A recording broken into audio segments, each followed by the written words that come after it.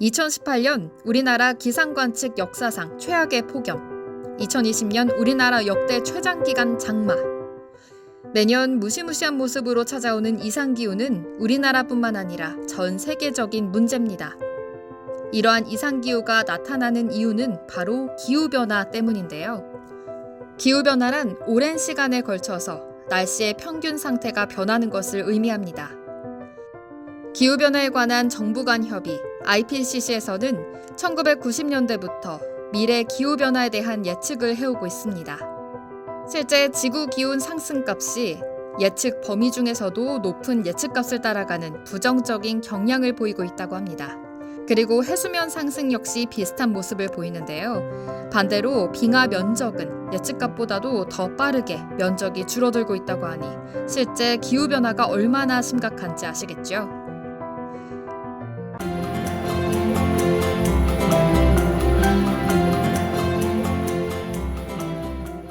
기후변화 이해교실, 기후변화 체험관. 산업화 이후로 지구 평균 기온은 빠른 속도로 상승하고 있습니다. 이는 인류가 화석 연료를 본격적으로 사용하기 시작하면서 온실가스 배출량이 급격히 늘어났기 때문입니다. 이렇듯 기후변화는 단순히 지구의 평균 기온이 오르는 것이 아닌 인간이 초래한 위기라고 해서 기후위기라고 부르기 시작했습니다. 그렇다면 지난 100년간 지구의 평균 기온은 몇 도나 상승했을까요? 바로 약 1도 정도 상승했다고 합니다.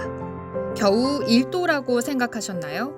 지구의 평균 기온이 1도 상승하기 위해서는 지구의 대기, 해양, 육지까지 1도를 올릴 수 있는 엄청난 열 에너지가 필요합니다. 그만큼 온실가스 배출량이 어마어마하다는 의미겠죠. 그렇다면 지구 평균 기온이 1도씩 오를 때마다 어떤 현상이 나타날까요?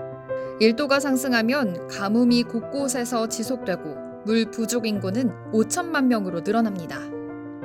2도 상승하면 인류가 사용 가능한 물의 20에서 30%가 감소하고 북극 생물이 멸종 위기에 처합니다. 3도가 상승하면 세계의 식량 생산 가능량이 감소하고 지구상의 20에서 50%의 생물이 멸종 위기에 처합니다. 4도가 상승하면 생태계에 심각한 영향을 초래하며 전체 생물종의 최대 40%가 멸종 위기를 겪습니다.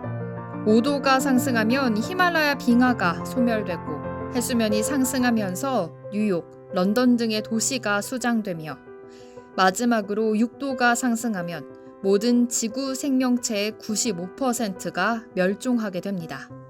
앞으로 지구는 얼마나 더 뜨거워질까요?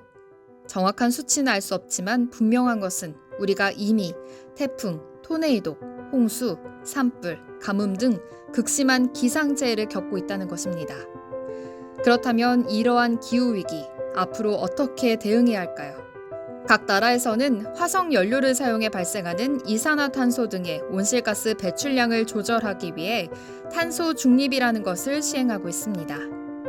탄소 중립이란 배출한 이산화탄소를 흡수하는 대책을 세워 실질적인 배출량을 0으로 만드는 것을 말합니다.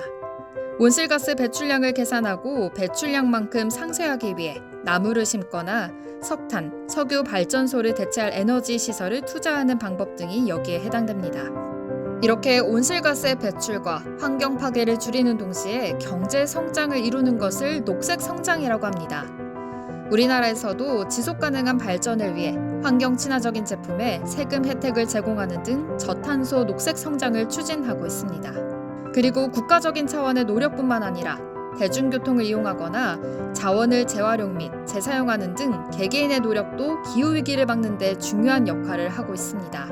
이러한 행동들을 사실은 귀찮고 힘이 들 수 있지만 우리 모두가 꾸준히 실천한다면 기후위기 충분히 막을 수 있습니다.